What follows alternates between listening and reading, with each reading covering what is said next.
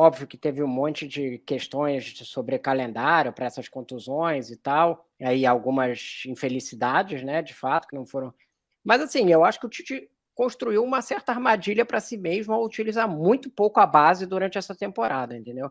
Aí ele chega nos momentos decisivos com esses jogadores muito pouco utilizados e aí com pouca confiança para botá-los em campo. Porque você vê que ele prefere sempre uma improvisação a usar um garoto da base. Ele deixa como última das últimas opções. Eu estava vendo uma entrevista aqui no UOL do Matheus Gonçalves, ele falando, quero mais minutos e tal. É um jogador que entrou bem, eventualmente. O Lohan entrou durante um período bem, depois sumiu, porque começou a jogar mal, fato, mas sumiu completamente. Mas mesmo outros jogadores que a gente tem, o Flamengo tem um zagueiro chamado Cleiton, que todo mundo diz que tem um enorme potencial. Foi pouco utilizado, tudo bem, na zaga tem mais, mas ele poderia jogar de lateral esquerdo também, às vezes ele sai um pouco ali pela esquerda.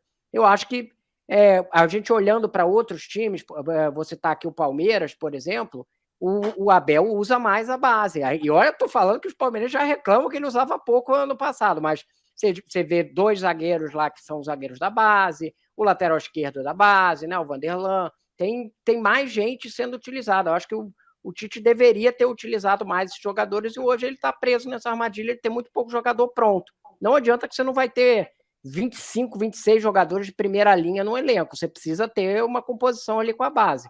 E eu acho que o Tite dá para dizer que falhou na preparação desses garotos para chegar nesse momento agora. Não, o Diego comentou aqui. Pode falar, pode falar. Desculpa, Luiz.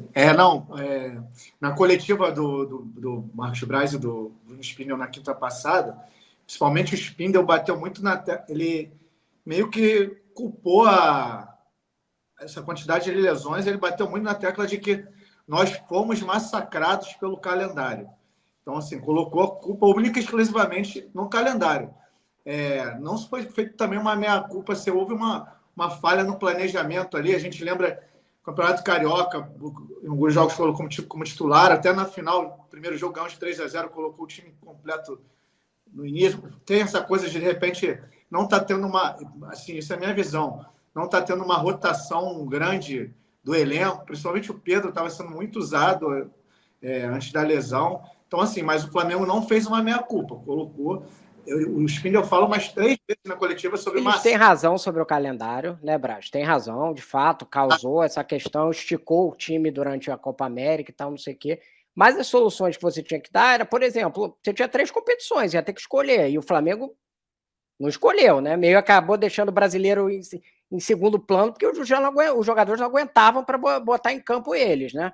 Então, isso aí também é um efeito disso. Acho que essa pouca utilização da base. Aí você acaba tendo menos rotação. O Tite demora muito para trocar os jogadores, né? Se você olhar no jogo contra o Bahia, lá no jogo de ida, o De La Cruz já estava mancando há um tempo e o Tite lá perguntando lá do campo: é para trocar? É para trocar? Não, imagina, o cara não está nem conseguindo andar quase.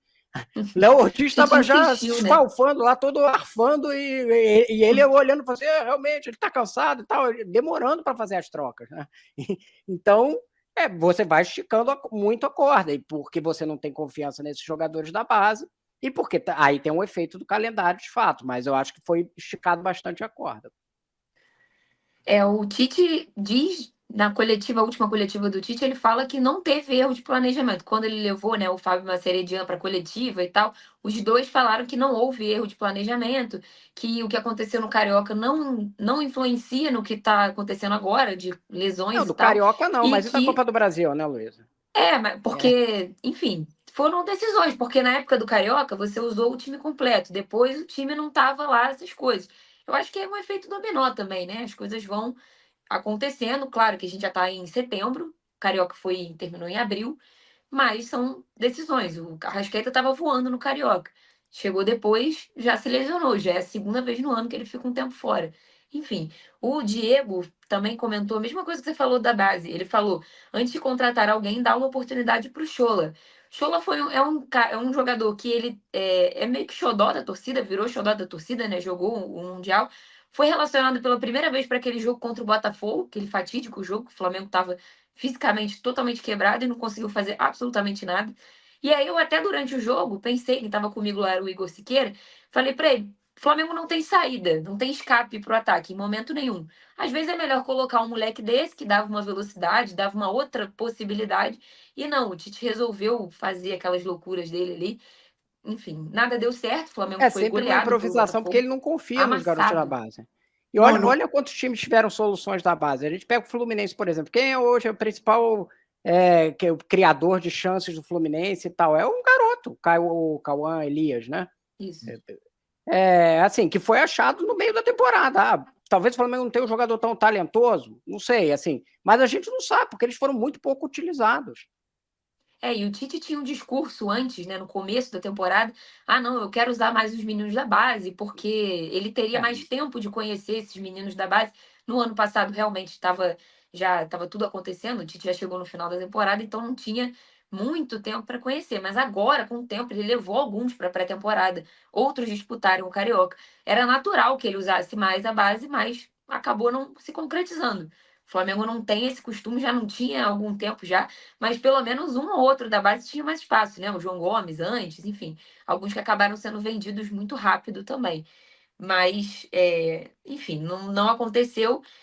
E vamos ver como é que vai ser a reta final. Eu achei ele que durante a Copa América talvez alguns fossem ganhar minutos. O Lohan estava nesse caminho, mas aí foi mal, a torcida deu aquela vaiada ali nele, aí o Tite parou de ser relacionado também, enfim. E o Escolhas da comissão técnica que pesaram agora. O caso do Matheus Gonçalves é até meio curioso, porque assim, ele já é um jogador um pouquinho mais rodado, porque ele foi emprestado ao Red Bull Bragantino, teve uma minutagem lá interessante, e aí ele volta, não é utilizado pelo Tite, né? Aí, tanto que ele desce para o Sub-20, ele disputou a final do Mundial Sub-20, inclusive foi bem. E aí fica numa situação curiosa, porque o Red Bull Bragantino já fez proposta oficial para comprá-lo.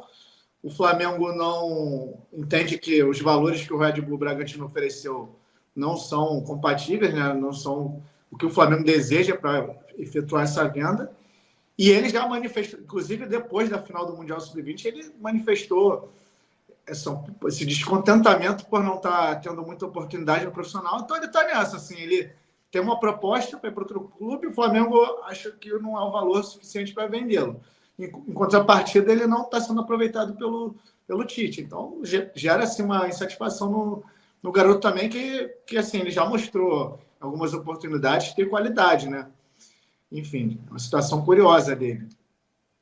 O Igor Siqueira até publicou hoje, mais cedo, uma entrevista com o Matheus Gonçalves, que ele fala, vou ler aqui a aspa dele. Vieram propostas tanto do Brasil quanto lá de fora. Prefiro ficar aqui no Flamengo, meu time do coração desde pequeno. Jogo desde os 12 anos lá. Creio que posso ter mais oportunidades e ir muito bem. Ele falou depois da vitória do Brasil sobre o México em São Januário, né? Nos últimos dias. Mas é um jogador que, até quando voltou de empréstimo, o Tite manifestou interesse de tê-lo no elenco no começo da temporada, só que depois não ganhou oportunidades. O Bragantino tentou até o final da janela. O Flamengo também ficou, digamos, um pouco sentido ali com a dificuldade que foi a negociação do Léo Ortiz, então a relação já não estava lá, essas coisas, e aí o valor também não agradou, então não foi para frente. Ele teve também uma proposta de um clube de Portugal, que eu não vou lembrar agora o nome, mas também, enfim, o Flamengo, o Era o Rio jogador Ave, não se eu acho. interessou. Isso, Rio Ave. O jogador não se interessou, enfim, não foi para frente. Matheus Gonçalves fica. Vamos ver se agora até o final da temporada ele vai ter mais oportunidades, né? Vamos ver. O Paty também falou.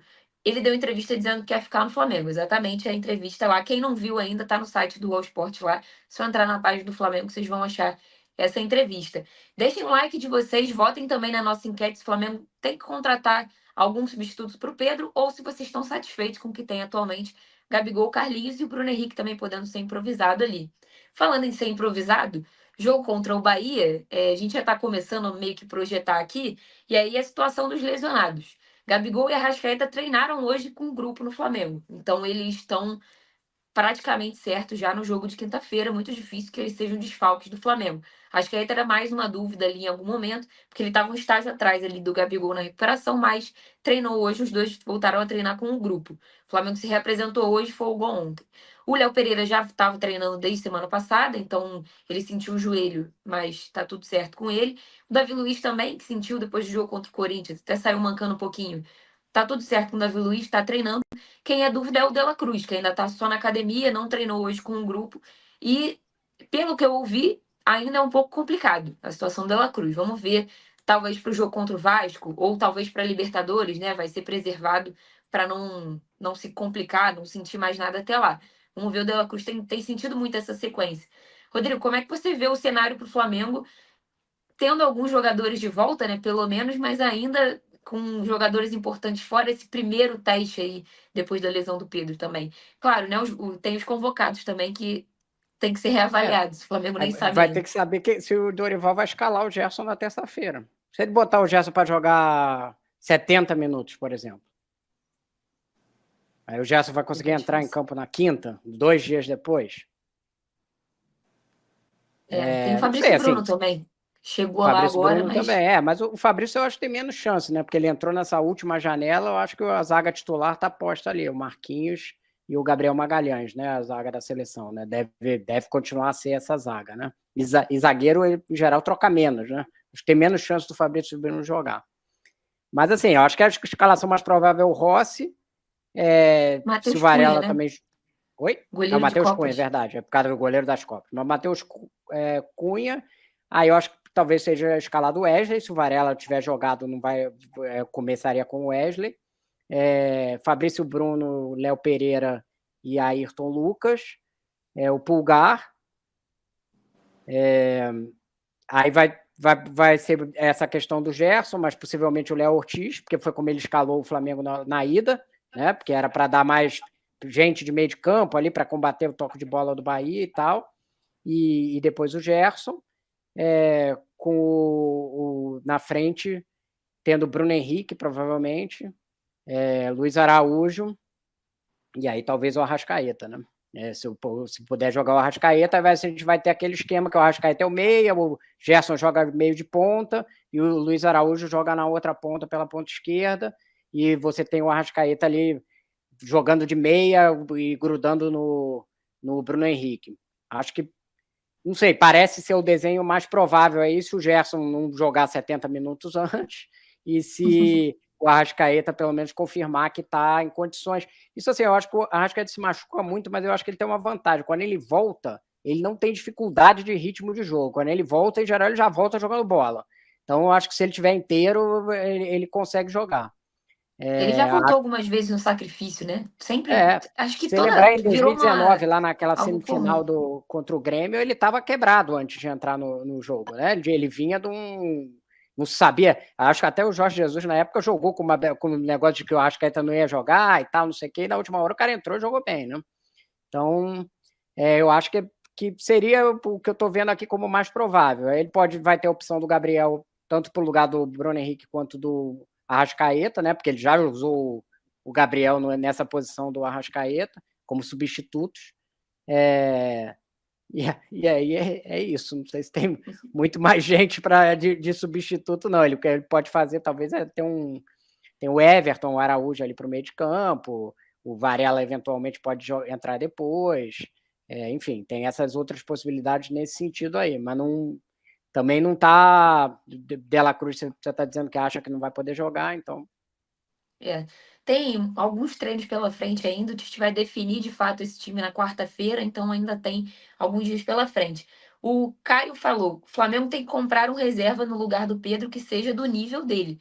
Difícil com a janela fechada, não tem muitos jogadores à disposição. Comprar também é impossível, porque teria que ser um jogador que está em outro clube, teria que ser alguém que está livre agora.